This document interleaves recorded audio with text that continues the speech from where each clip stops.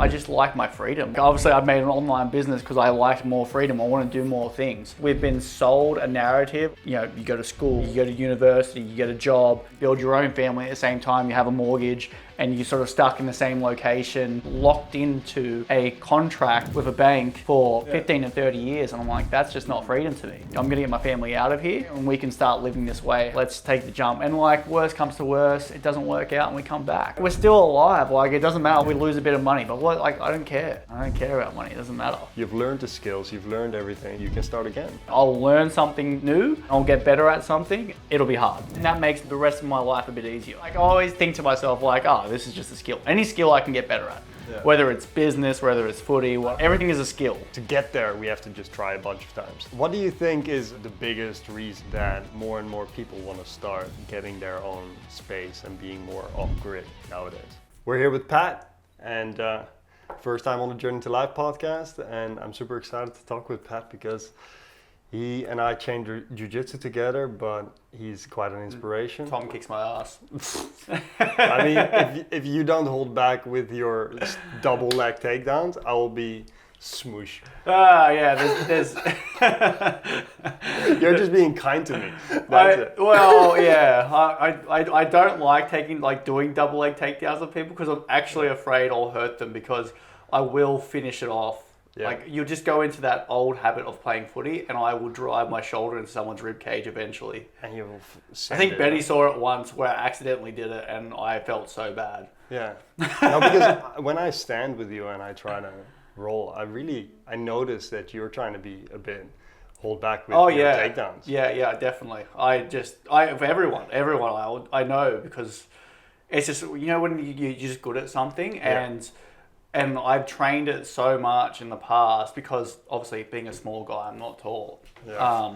Playing footy all my life, I actually played a decent level of footy for my size, and that was what I did. I was a good tackler, and I practiced it. And I practiced taking people under the rib cage and driving my shoulder into them so that I'd pin them to the floor and I could stay on my feet. So I could go for the ball, which in union you can actually jackal like that. So like I actually used to practice getting under people's legs or ribs, taking them down, but staying on my feet at the same time. Sweet. But like, and when I do it, I would drive my shoulder in. Is that by lifting? You do a double and you like drive your shoulder and you take them down, but you let them sort of... Yeah, and I'd look for that rib cage and I'd actually try and purposely drive my shoulder into their rib cage. That's gnarly. Well, like, because like if you do that, you would put the other person, obviously they feel it, but then I would have a good shot at taking the ball. Getting through it. Huh? Yeah, taking the ball or taking that space over the ruck. It was how I used to. Like, obviously it didn't happen all the time, but if I got that good shot, I would take that. That's sweet. So now you're having a business, you're training other people for your rugby and you're doing quite well for yourself. Where did it start that you wanted to do in that direction? What does quite well for myself even mean? I don't know, you can tell. Like, I feel like you're doing well for yourself. Yeah. Look, it's awesome. Like I started out. I wanted to. I just wanted to be a good rugby player. I started like all my life. Growing up, I was like, I just want to be a good rugby player. I love that. I finished school and I just wanted to learn more. How could I train myself, right? And so like I did all the courses and, you know, it still didn't really make sense to me, but I trained myself, I trained other people, and then I was getting decent results for myself and people were like, oh, this guy's fit, this guy's strong. I want to train with you, right? And that's actually how I started training Gons, who is now a guy also in RDC. Yeah. And then it just built from there. Like, it literally built from there because I was doing a decent job. Other people wanted to come see that. And then I was like, 2017, and I was working about 60 hours in the gym, which is a lot of training people because it's just like conversations, like all day long. You're having conversations. Plus, I was full-time footy as well. So, like, was training 3 nights a week. And so, as a PT, you know, I would start at 5. And then I would get home from footy at 9:30, have dinner. You know, I wouldn't be in bed till about 11. So I was getting like a couple hours sleep and then getting up, and it was just this big cycle. And I was like, I need to get out of this because this is bad. Like, I had a relationship breakdown and all this stuff where I was like, I don't know what's going on. So I was like, I need to push to get this online so I can make extra money and I don't have to do the in-person stuff. So that was 2017. So that's nearly 10 years ago now, where I was actually like, the idea came about. I was like, all right, let's go online. I think I read Tim Ferriss's 4-Hour Work Week. Have you read that? So good. Yeah, so I read that and I was like, I'm going to make a CD and sell it. And I was like, wait, I can just make a PDF online. Yeah. And so I ended up just making a website and literally just had programs on the website. I started selling that for like $12 a week or something. So like that was the beginning. And that was like just your whole gameplay of like how you train and So that put it in a PDF, and that's what you yeah, that was it for back in the day. That's how it started. And that was probably way before there was a lot of online stuff. And so like people were a bit like unsure of it. And I still remember like I was charging maybe $120 a session, right, in the gym. Yeah. And when I got my very first person who paid me $12 a week, I was so excited. Because it worked. I was like, yes! Like it was just like that opportunity there was in front of me, and that was a huge moment for me. And then like I think it was about 2000. Yeah, it would have been 2018, and like I had a few people on it, and I just wanted to build it more. But I felt like I was too safe at the gym. Like I had good income coming in the gym. Like it's easy work. You always have people coming and seeing you. And I go, no, this is too safe. Like this is too easy. I need to leave here so I can focus on building that. And so my plan was to travel Australia and just leave my job, and that would force me to do the work to make the money and like build it that way. Oh, just get out of the zone. So you had no fun at. You had to make it work. Yeah, exactly. Wow. And so like I left the gym, left all my clients, and I was like, I'm not coming back. I traveled Australia for 8 months. Wow. And I thought I'd build it up along the way. I think I picked up a few more, but honestly, I ended up running out of money while I was traveling Australia and ended up broke and then like having to come back and go back to my mum and dad's. Luckily, they were happy enough to take me in. Yeah. That's funny. Like I could have kept living out of my car, but I was also done. Yeah. 8 months by yourself and your dog is a long time to just be alone. Do you think that making your first $12 online made you think differently? I was just more excited that it worked. Like I was already thinking differently because I thought it wasn't for me to work in person all the time. Like I thought there was more to life that I actually wanted to do, and I actually have a lot of other interests that interest me just as much as training, where I want to pursue that. And so it's like if I just keep training, like say my I think I had about 40 people in my books, and I was doing 60 sessions a week. If I just did that, I'm like, it wasn't enough. Like one, I wasn't helping enough people. And two, it was like the same monotony of the same conversations with the same people every week. Great people. I loved all my clients. But like I was like, I feel like I have more in me. Yeah, especially with the drive to help more people. Yeah. You want to get a bigger leverage. Yeah. And now, like, honestly, between my PDF programs plus my online, and now online's a bit different these days. Like I personalize a lot more through our app, and like there's a lot more to it. Yeah. But we sit at about 300 to 400. We sit anywhere between 350 and about 500 people active on our membership, which is like me actually programming for them, doing their personalized program. Wow. And then over the last 9 years, we would have helped like, I don't know, it's close to 11,500 people now in terms of like actually helping them with whatever, some sort of program or. That is wild. Yeah. So like from 60 to over 11,000. Yeah. And it's changed their lives. Yeah. And like it's been a big impact. Yeah. So it's been like, and that's still not enough. But if you told me that like 10 years ago, I'd be like, what? That's insane. But like, but now I'm just like, it's not enough. Let's just keep going. How is that the needle after 10 years has just moved on again? Like the needle always moves, right? The needle always moves. But like at first, it was literally just to be sustainable, like where I could just work online, right? Like that was the goal. Like if I could just work online, that's it. God, I'd be happy. Yeah. The fake dream. And now, like I've surpassed that, where My girlfriend's also working in the company. I've got Gons that's now working with us, and so it's grown, and it's like it's going to be start sustaining them as well. Wow. And every time like I take that leap where I go, oh, I don't know if I can actually sustain this. Like I find a way, you know, and it grows. That's wild. Yeah. That's cool. You know, well, I've got to do the work for that to make that happen. Yeah. You know, and I've also got to be okay with letting it do that expansion.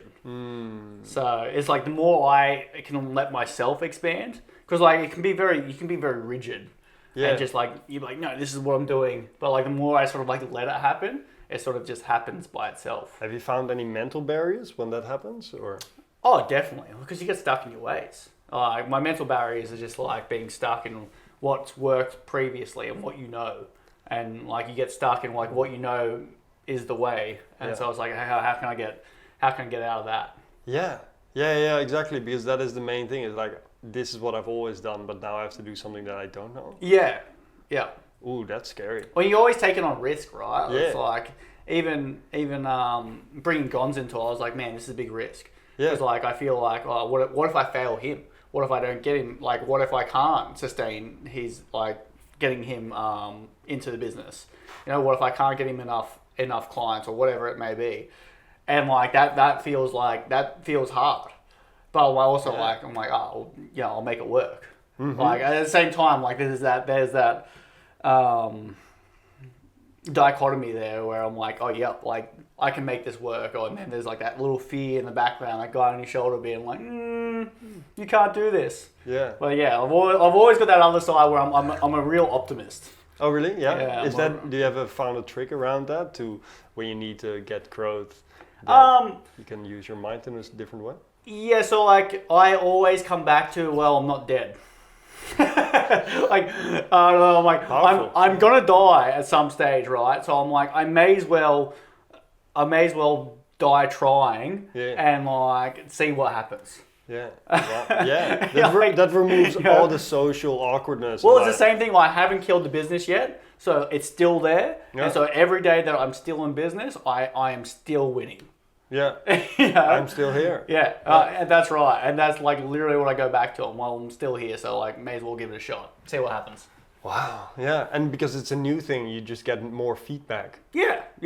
And like you get more skills as you go, right? It's just like jiu-jitsu in a way. Like you get more skills, so you can see more avenues, you can see more pathways, you can do things faster. It's very interesting to see how quickly something that feels weird and awkward in the beginning changes into something more comfortable after having done it a few times. Yeah, easy. Yeah, definitely. Right. Every single time, and that's what I think about too. I'm like, at some stage this will be easy. At some stage this will be just like another habit. Yeah. You know, that's what I'm constantly thinking about as well. I feel like that's a good reminder with the new harder things. It's like, this will feel easy soon. Yeah. If I don't do something hard in my weekly life, I'm sort of like, that's not good enough. There's no new things coming in. Correct. And I'm like, I'm constantly filling myself with like new hard things. Yeah, like what do you do? Like, well, one thing that's honestly why I go to jiu-jitsu. Oh yeah? That's one of the, like, I don't go to the jiu-jitsu because I'm like... Getting smothered by other guys. You're yeah. nothing, Pat. Yeah, I'm like, yeah, Ben, please ride me, Ben. Jeez. I absolutely want to be mother's milk by you. Yeah. But that's why I go. Or like, you go up against Ryan and you just feel like a little kid. You're like, man, I'm like a 5-year-old against you. This is ridiculous. Like, you're not even struggling. Every time. I honestly don't do it for jiu-jitsu. I'm like, I actually don't care about jiu-jitsu that much. I'm probably one of the only people that goes to jiu-jitsu and doesn't watch. I don't watch it. I don't do anything. Like, I don't care for it. Like, not in that way. Yeah, no. I just care about like somewhere where I can get away from my normal day. I can go into and like I'll learn something new, or I'll go over something and I'll get better at something, and it'll be hard. Yeah. It'll be hard. Definitely. And then that makes the rest of my life a bit easier. Yeah. Change your perspective, the line of hard things make it different. Like, because when you get choked, you really feel like, this is hard. Yeah. Something else the the fake anxiety you feel from doing something that is Yeah, just out yeah. of your comfort zone isn't hard. Yeah, It's just new. Yeah, it's just new. That's right. It's just new. It's just new. It's just new. It's still hard, but like it's new. But you can get better at it. Like, and that's always like I always think to myself like, oh, this is just a skill. Any skill I can get better at. Yeah. Whether it's business, whether it's footy, whatever it may be. Skills. Everything is a skill. That's a powerful perspective, then. Like every skill I can get better at. Yeah. Because I like to look at it as like, okay, this is a skill I can break down, and what is within that skill that I can break it down to. Because tell me about that. Like, how do you do that? Well, it depends what it is. Like I could break it down for jiu-jitsu, but I don't practice jiu-jitsu enough to do that. But like business, right? Business is a bunch of skills. Okay, and so it's like, okay, what skill is my business lacking in right now? Well, like my business's bottleneck is mainly marketing, right? Because like because it's online, like as an online business. Every business will have its own bottleneck, and mine is going to be marketing. How many people can I actually get through the doors while keeping those people happy? Yeah. Right. And so like my sweet spot is around 500, and if I get when I'm like pushing over 500 consistently, I'll have to do something different, right? Anyway. So marketing. Okay. So like, what is marketing? Okay. And what are the different ways you can market to people? How can you communicate with people? How can you what's some other marketing things? Okay, so if you look at communication, okay, it's like you have copywriting, you have your video. How are you building up people into like wanting to buy your product, right? So like, how are you warming them up? What's your sort of funnel? So like Instagram is a funnel, like it's top of bottom of funnel where you get a lot of eyes. And then you want them to take the next step into whatever it may be. Okay, so you might have like a free product there where you deliver a lot of value and that you build trust there. Right? Get a bit of taste from. You build trust, right? Yeah. And then once they've got a bit of trust, and you're like, that's why I do a lot of educational videos, because like I like to show people how they could train better for footy. And two is because like, it builds trust with the people that actually are going to work with me. Yeah. And so it's like, they actually get an idea of what they're going to do with me. So then when they get to training with me, they're not like, oh, what? I'm not doing this, and this that they've seen on the internet, you know? Because like, there's so much stuff you see on the internet, and people have this expectation they need to do this to build muscle, right? And I'm sort of like, no, you don't need to do that. Okay. So, well, I like the breakdown of the skill. Like, business is just a bunch of skills. What is the main bottleneck? And then, like for you, it was marketing. Like, I really like the breaking down, because usually in my mind, anything that sounds too big, there's more resistance. The more I can make it sound small, the less resistance there is. And I usually can do that for changing the time frame in which I want to do it, or changing the first step I'm taking. Yeah. Because if the first step is just the smallest little thing, I'll start straight away. Correct. If I know I don't have to get it done in one day, but I have a year to do it, no stress. Yeah. Because it's a big thing, right? Yeah. Like, I don't want to get to 100 episodes in one day. That's impossible. I get stressed. Like, how do you do that? Yeah. But in a year, sweet. Yeah. So you just break it down to the little steps and go, I need this step. I need to do this one step. Change the time or change the first step. And that changes everything in my mind. Definitely. Well, so like one thing I teach in rugby is like how to tackle well, right? Because that was my thing. And you can break it down like in jiu-jitsu, and you can break it down to each little step. Okay, so it's like before the tackle, where are you putting your body? Right before the tackle, where are your feet? Right, and like where your feet are is where your power is going to come from, because your power is always going to come from your hips. Right, so if your body is not in the best position to make that tackle, right, you're going to get no power into that tackle. You could be weak, you could be strong. If you're in a bad body position, you're not going to be able to use that power, right? And so like you can literally walk through the steps of what you need to work on, and then you can actually work on each step as you go. I like the concept thinking as well. I have the basic starting point with the concept, and then you can start thinking from that point on. Yes, when you have the main lines of this is what you're trying to do, it becomes so much easier just to follow the rest of the steps. Yeah, because the concepts are small. Like if you say what are the core 3 concepts of a tackle? Yeah. Like what would you say? Core 3 concepts. I know there's too many actually, but like one is like, so your position before the tackle. Yep. So like and there's like a whole bunch of stuff within that, within communication with your teammates. There is your tracking before the tackle, right? Oh, wow. And then you could say your actual contact. So like, where is your body right before contact, and then actually making that contact, right? And then finishing it off. So like within the contact, you have finishing it, you have making that contact, and then the before. I'd probably break it into two. Yeah, I'd probably go before and then during The contact. Yeah. Then you would have after though as well with union and league, different sports. But league one, you're trying to slow down the ruck, and you're trying to stay on them. You have a wrestle. Union, you might have a little bit of a wrestle to slow down the ball. Like I used to slow down the ball, but you also might get up and actually try to take the space. It's a little bit different. Yeah. Different things to think about. Yeah. You got. They're probably your three. For a tackle. Yeah, what do you find is the best way to start with something new? Something new.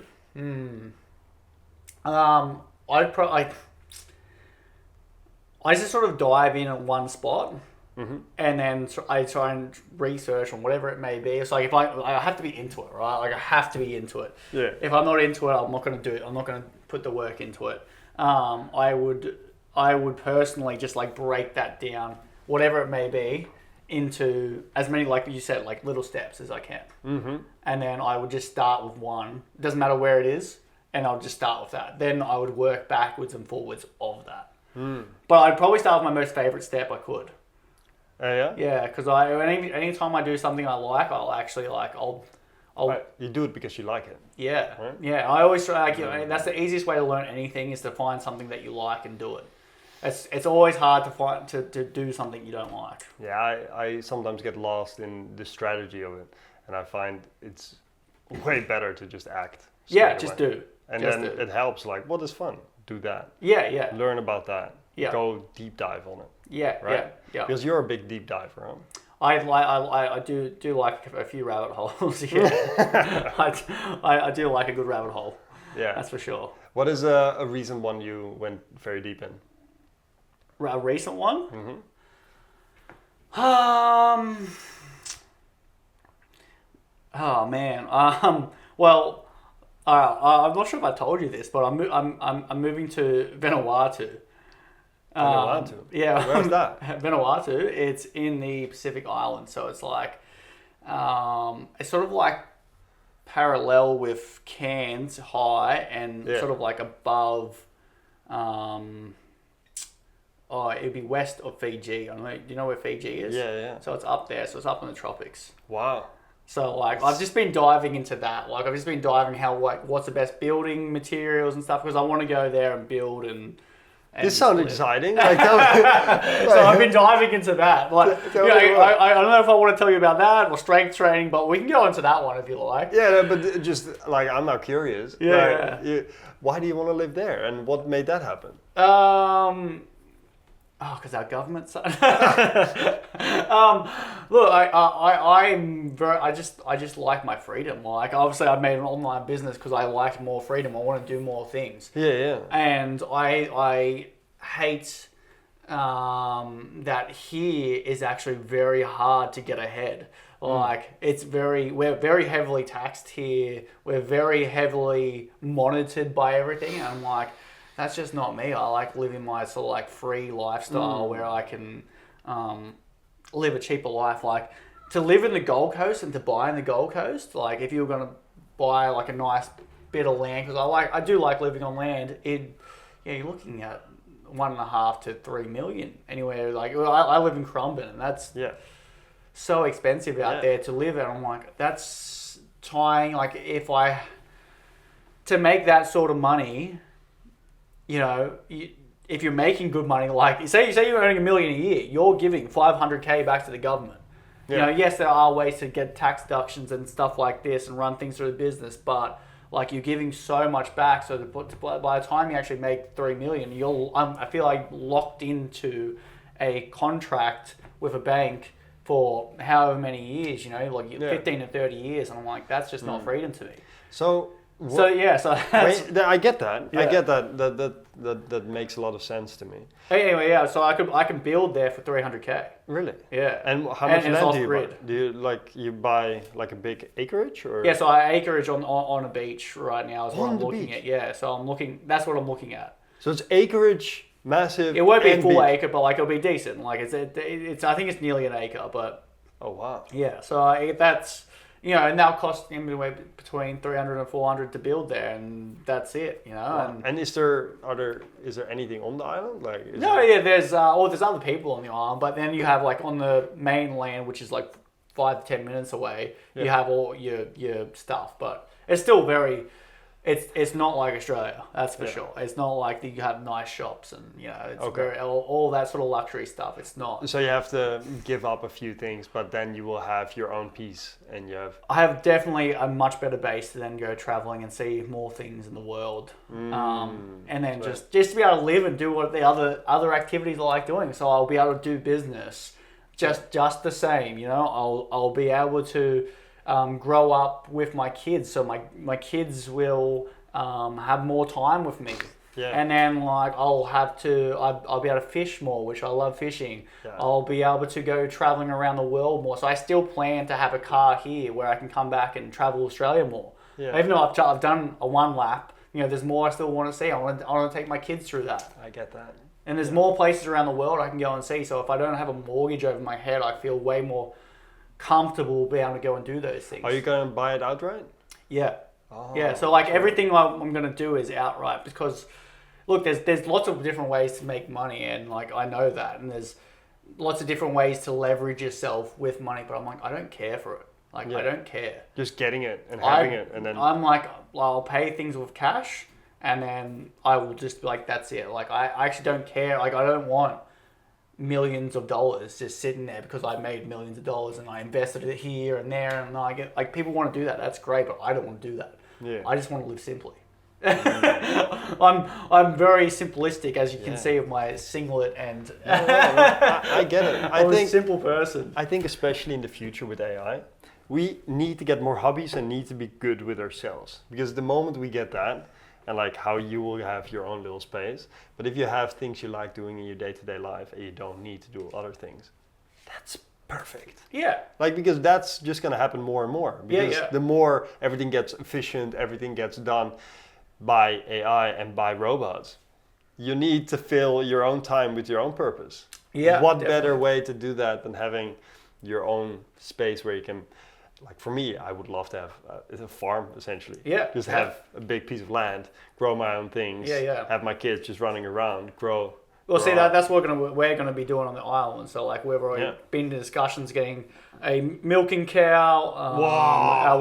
We'll have chickens. That's awesome. We'll have all that sort of stuff. Like, I had chickens here. I just got rid of them. Actually, just gave them away.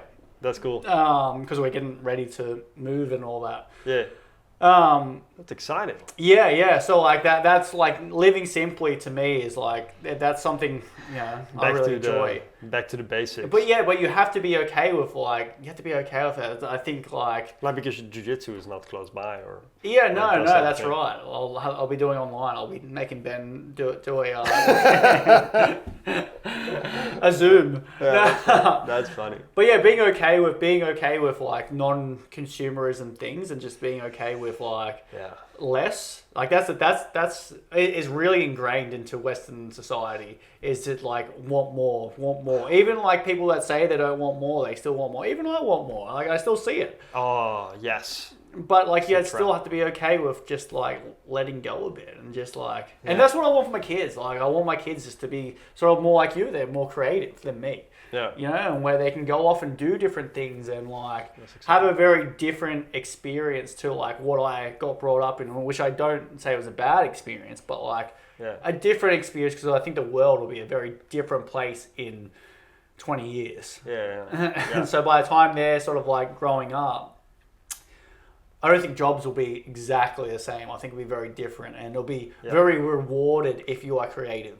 100%. Yeah. And a problem solver. Especially for yourself. Like you will be rewarded by having that. the baseline. creativity and just enjoying what you do. Like, Yeah. I don't think, like, if I think about, like, if my dad thought about what I do now, but I still remember, like, he was always like, wait, people are paying you just to sit here and work on your computer? I'm like, yeah.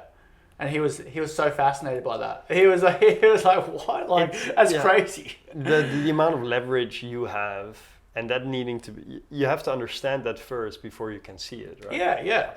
I mean, he believed it, but he's just like, it was just like, that wasn't an option for them. Yeah.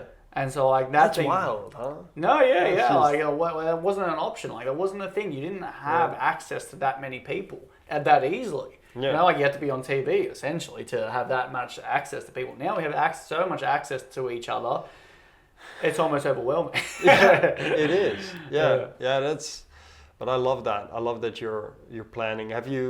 What was the first the step you took? Did you just start doing research, different places where you wanted to live? Yeah. So I actually had a mate that moved over there, and then when I actually made the decision, because it was in the back of my mind for a while. Yeah. I always sort of like wanted what you want. I just wanted property here, and I could live a simple life here. Yeah. But not that I couldn't do it. I just felt like that would take a lot longer, whereas I could do it there and then still have access to the world. Yeah.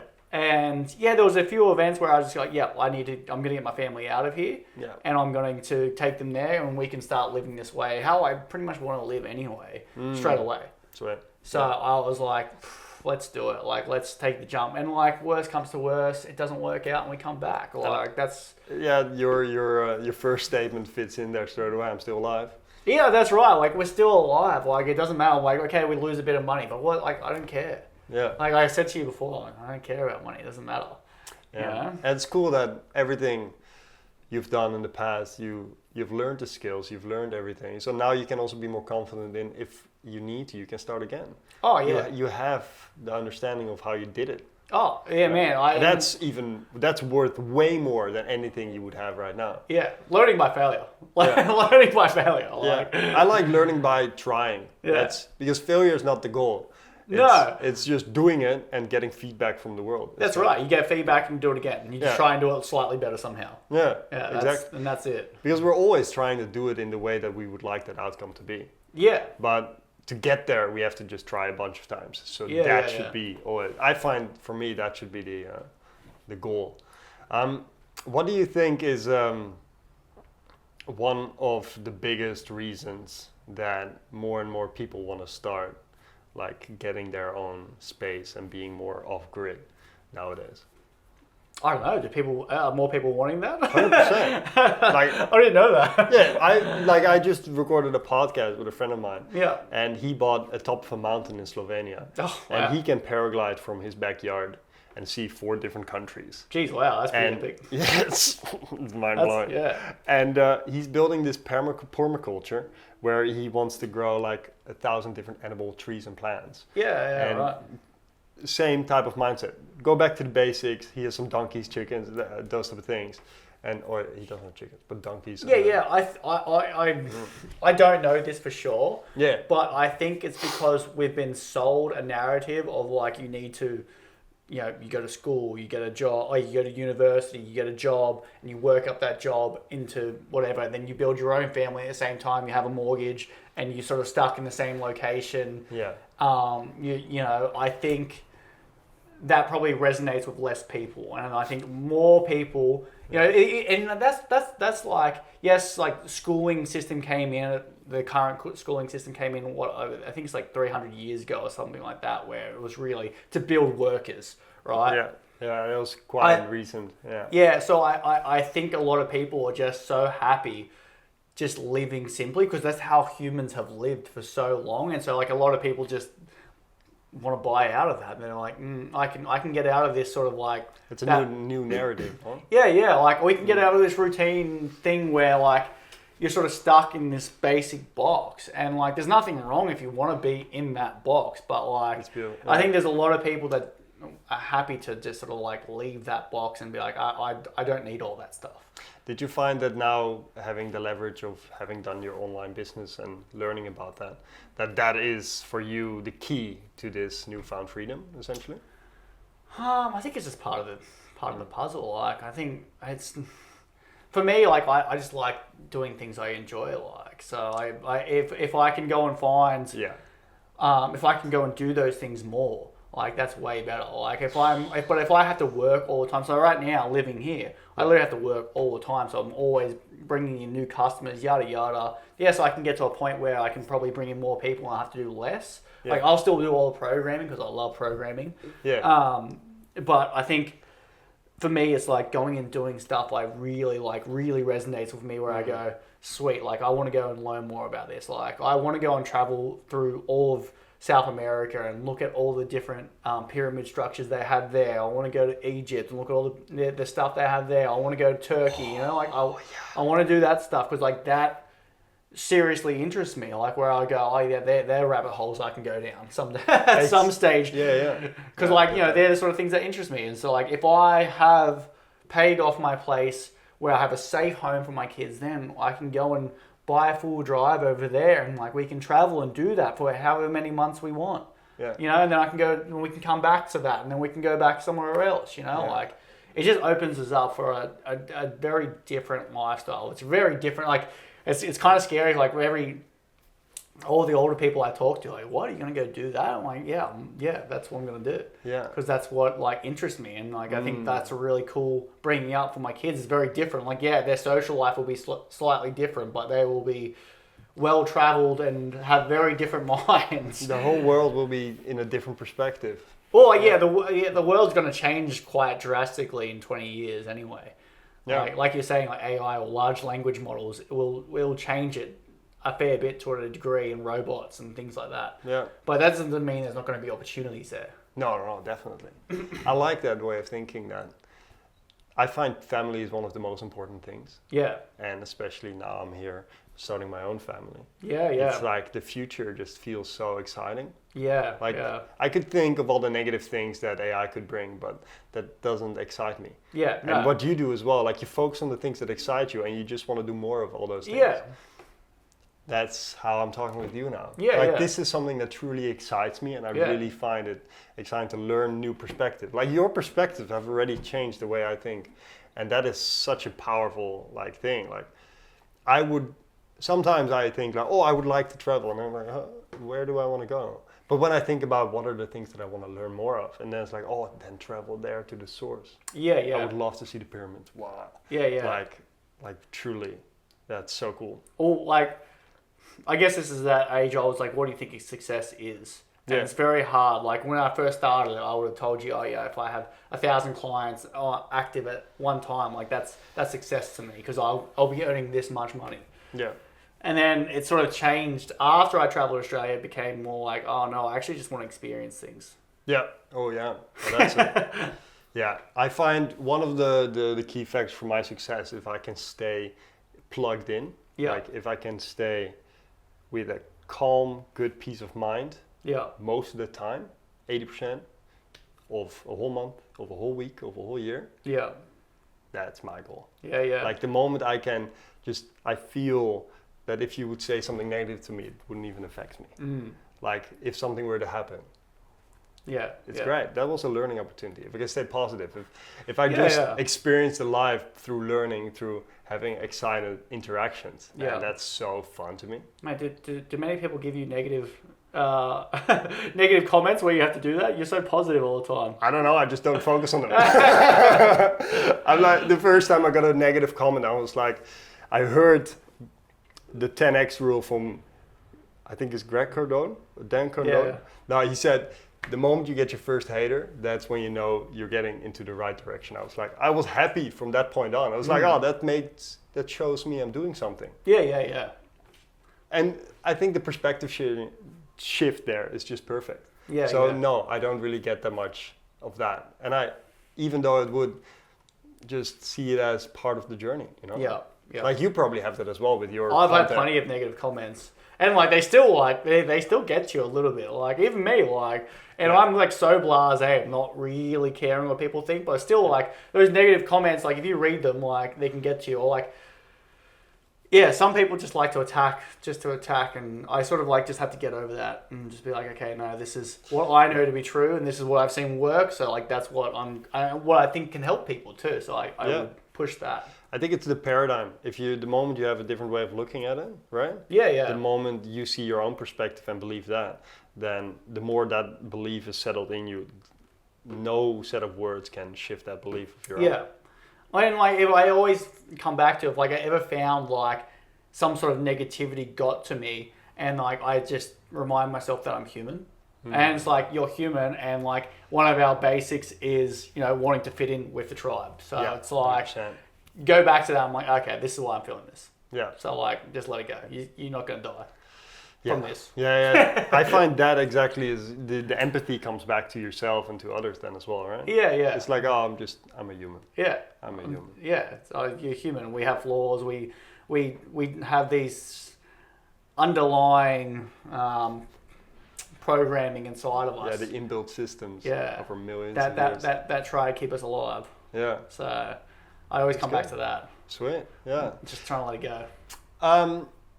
I want to end this podcast with one last question, and that is, what has been your favorite life lesson you've learned in the last 10 years? Oh, last 10 years. Now we're opening up. Yeah, you have a bit of time. Favorite life lesson. Jeez, this is like one of those big endings where I'm meant to like say something profound. And then it's like, eat your bread with butter. More delicious. I don't know. I just man, I think that I'm just here to enjoy it, and so it's like the more I can do those activities that I enjoy, that I am winning. Sweet. And like, it's like last week, I spent the whole week fishing. Yeah, I love those photos. Yeah, well, it was one photo. Yeah, I fished all week for that one big fish. For that big. it was a long week. Trust me. But I, honestly, that dopamine hit when we got that in the boat was something else. But you're not chasing the dopamine, right? It's the fulfillment you get from achieving something, right? That's what you like when you said doing things you like. Oh yeah, just doing stuff I like. So that means I'm winning. Yeah. That means I'm winning. If everything's going bad in my life, as long as I'm doing things I like, I feel like I'm on top. Sweet. Yeah. There you go, nailed it. Perfect. We ended it on a perfect note. Yeah. When I know my cameras are dying, that's you know it's sweet. Pat, thank you for coming on the pod. And if anyone has any questions for you, where can they reach you? Rugby Development Coach on Instagram is my main platform. Cool. I'll put it in the description. So if you have any questions or you learned anything, please leave a like and a comment in the description or send a message to Pat. I would really appreciate that. And I'll see you next Tuesday. Easy. Thank you, Pat. Easy.